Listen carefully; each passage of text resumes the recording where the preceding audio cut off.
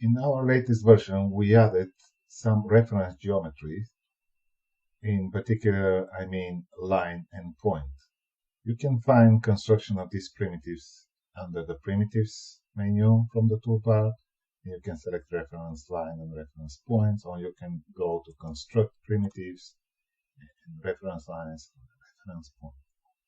So what it's about, I created a couple of primitives here, but for some reasons, in some cases, it's good to be able to construct a line which can be used as a reference for a pattern, for alignment, for construction, etc. So what I need to do is just let's start with the line. When you select the line, you have a couple of options how to construct this line. One is to type in, which means you just enter the coordinates of the start and end point, or you can construct from other primitives, or you can make average from different primitives. Also on the screen, as you see, it is created, but you can see the two handles, so you can extend and create this line longer. Because now by default it's just the typing, the line is just placed arbitrarily in space. So if we are in constructed mode, the software offers you to select the two primitives that will construct this line. Also, you see the cursor is defined as number 1, so it waits for you to pick the first entity. You can pick all the entities we know, such as spheres, cones, planes. And in this particular case, if I just pick this plane and the bottom plane, it will actually create an intersection between these two planes, and this is where the line will be defined. Also, you can create a different combination, like you can take this plane, and then for the second I can take this cylinder. What happens in this case, it takes the cylinder axis and projects onto the plane. Another option is, which you can experiment, if you have two cylinders or two lines, it can get this transversal between the two lines, and this also can be defined as a line. When you're ready, you can just press OK. Please note that now this reference line is dependent on this primitive, so if I just take this plane and slide it in space, as you see, it's projected onto this plane. You can always right-click and edit this reference line.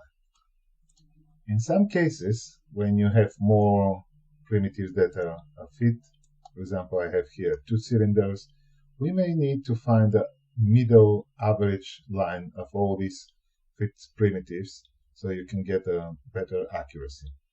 In this particular case, what you need to do is go for the reference line, and then you can choose the third option. This will allow you to pick many primitives, at least one. For example, if I just select only one, it will take the axis of the cylinder. But if I take the other one, it's actually averages, takes the two lines and creates an average line from all these cylinders, and this is your line. When you're ready, you just press OK. Later, you can use these lines in different cases for mathematics, alignment. For example, here I can create a line by taking this line and this line, and it will create my line in between. So this is the how you create the lines. I will just say this, and also you can create reference points. Reference points are useful. For example, here I want to see where exactly this line intersects with this plane. I can just select the constructed mode, which means that it will take the two primitives and try to intersect them and reconstruct this point. For example, here I will take this line and I will take this plane, and as you see, it found the intersection between them, and this is how the point is created. Another option, for example, if I click on constructed, it just resets everything. I will just take this line and this line, and it will try to create a point. In this case, they are parallel, and then there is no point that can be defined, so the actual point it's not being created. Another option for, in some cases, you may find is that if you have 3 planes, for example, I will just select